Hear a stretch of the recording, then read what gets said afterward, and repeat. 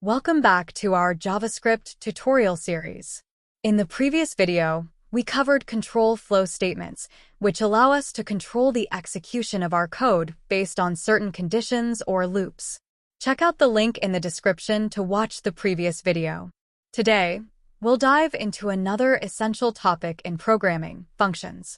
Functions are reusable blocks of code that encapsulate logic and perform specific tasks. We will also dive into real-world web application examples that demonstrate the practical use of functions in JavaScript. So, get ready to code along with me. Function declaration and function expression. In JavaScript, we can define functions using two different syntaxes: function declarations and function expressions. The main difference is that function declarations are hoisted, meaning they can be called before they are defined, while function expressions are not hoisted. Here is an example of a simple web page with a button and a heading. In the function declaration, you can see the function is defined using the function keyword followed by the function name, update heading, and parentheses. It updates the text content of the element to new title. In the function expression, the function is defined as a variable assignment. The variable update expression is assigned a function expression. Notice the lack of a name for the function here. Similar to update heading, this function updates the text content of the element to new expression. Clicking the update heading button will change the first heading to new title. Clicking the update expression button will change the second heading to new expression. This demonstrates how both function declarations and expressions can be used to create reusable blocks of code that modify the content of your web page. Parameters and arguments. Functions can accept input values called parameters. When we call a function, we can pass in values called arguments. Let's create a simple calculator web application. I have defined a function named calculate that takes two numbers as parameters and performs an arithmetic operation based on a third argument. It uses a switch statement to determine the operation based on the provided operation string. After performing the corresponding calculation, it returns the calculated result. If we enter two numbers in the input fields, select an operation from the drop-down menu and click the Calculate button. The code will calculate the result based on our selection and display it in the heading element. This code provides a basic but functional calculator using JavaScript. Return statement. The return statement is used to return a value from a function. If no return statement is used, the function returns undefined. Let's look at a simple form validation example. Here, the validate password function checks if a password meets certain requirements and returns a Boolean value. It takes a password string as input and uses regular expressions to check if the password is valid. When we enter a password in the input field and click the validate password button, the code will check the password against the defined criteria using regular expressions and display a message indicating whether the password is valid or not. This provides a basic level of password validation to enforce some security best practices. Arrow functions. Arrow functions, or fat arrow functions, are a more concise syntax for writing function expressions. In arrow function, we use this arrow syntax and have an implicit return for single-line expressions. Let's create a simple to-do list application. I have used arrow functions to define event handlers and array methods. As you can see, the button click event handler uses an arrow function as the event handler for the add task button click. It calls the render tasks function to update the list displayed on the page, which is also an arrow function. Inside the render tasks function, another arrow function is used as the callback function for the for each loop. Let's try out these functions. We can enter a task in the input field and click the Add Task button. Each entered task will be added to the list. Clicking the Delete button next to a task will remove it from the list and the underlying tasks array. This code demonstrates how to manage a list of items using JavaScript and manipulate the DOM to update the web page content. Default parameters. We can set default values for parameters in case no arguments are provided.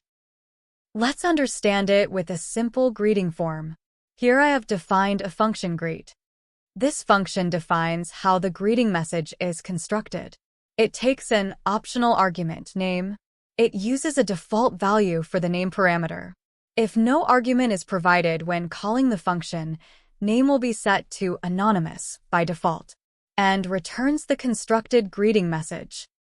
If we click on a greet button without entering the value in the input box, then the greeting text will be hello anonymous. If we enter William in the input box, then the greeting text will be hello William. This code demonstrates how to create a reusable function with a default value, allowing for a personalized greeting or a fallback for cases where no name is provided. REST and spread operators. The REST operator is used to collect multiple arguments into an array.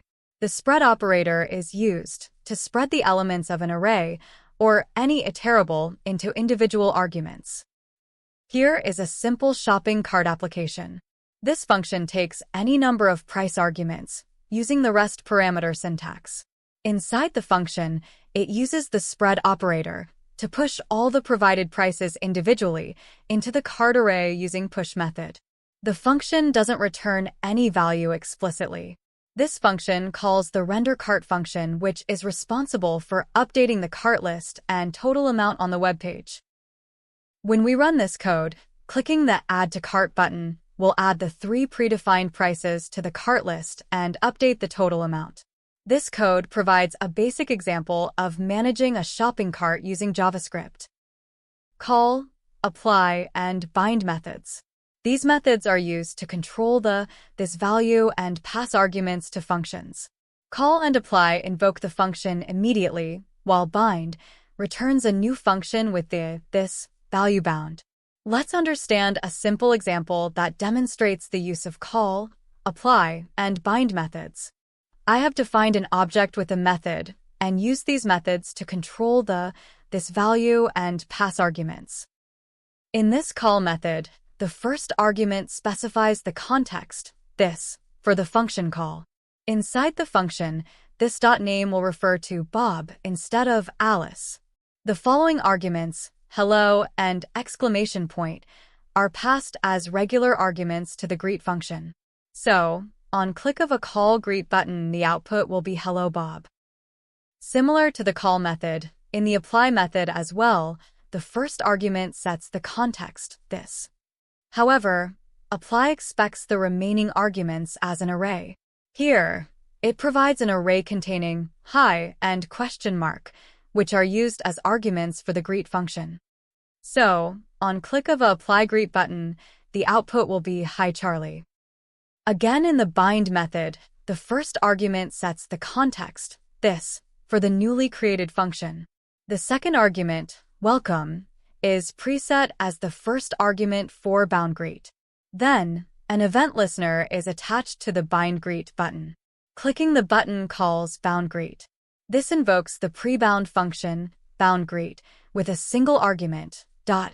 Since welcome is already set, only one argument is needed. So, by clicking on a bind greet button, we'll output welcome David. Callback functions. Callback functions are functions that are passed as arguments to other functions. They are commonly used in asynchronous programming and event handling. Here is an example that demonstrates the use of callback functions. I have defined a function loadData that performs an asynchronous operation and simulates loading data from an external source, like a server. It takes a single argument, callback, which is a function to be executed after the data is loaded. setTimeout is used to simulate a delay of 2 seconds, representing the time it takes to load the data. After the delay, a string, this is the loaded data, is assigned to the data variable. The callback function is then called with the data as an argument. Clicking the button triggers the loadData function and sets the content of the paragraph element to the received data. This is the loaded data, after the delay of 2 seconds. Closures. A closure is a function that has access to variables in its outer function scope, even after the outer function has finished executing. Closures are used for data privacy, event handling, and creating private variables and methods. Look at a simple example that demonstrates the use of closures. I have defined an outer function createCounter that returns an inner function. The magic of closures is that the inner function, even though it's returned from createCounter, can still access and modify the count variable. This is because the inner function remembers or closes over the reference to the count variable even after createCounter has finished executing. Here the function returned by createCounter is assigned to the variable incrementCounter. Clicking the button triggers the incrementCounter function, each time due to the event listener.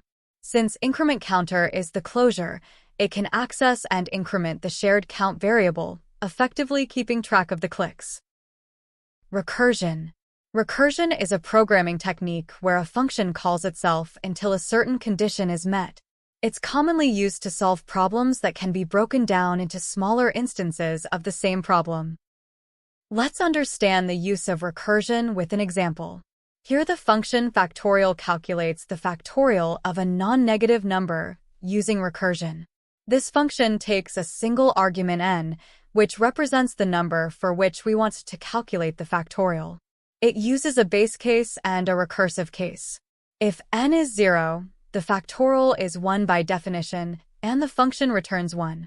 If n is not 0, the factorial is n multiplied by the factorial of n minus 1. Here's the recursive part. The function calls itself with n minus 1. This call continues recursively until it reaches the base case, n being 0. The result from each recursive call is then multiplied by n and returned back up the call stack. When you run this code, enter a non-negative number in the input field and click the Calculate Factorial button. The code will calculate the factorial of the entered number recursively and display the result in the paragraph element. For example, if you enter 5, the result will be the factorial of 5 is 120. Functions are a fundamental aspect of programming, and mastering them will allow you to write more modular, reusable, and maintainable code in JavaScript. By encapsulating logic into functions, you can create more organized and structured applications. In the next video, we'll explore arrays. Array is the data structure that allows you to store and manipulate collections of values. We'll cover array creation, accessing and modifying array elements, various array methods, and advanced concepts like array destructuring and the spread operator with arrays. So, make sure to watch the next video to continue your journey in mastering JavaScript. And don't forget to like this video, subscribe to the channel, and hit the notification bell to stay updated. Thanks for watching. Keep practicing and keep coding. I'll see you in the next video.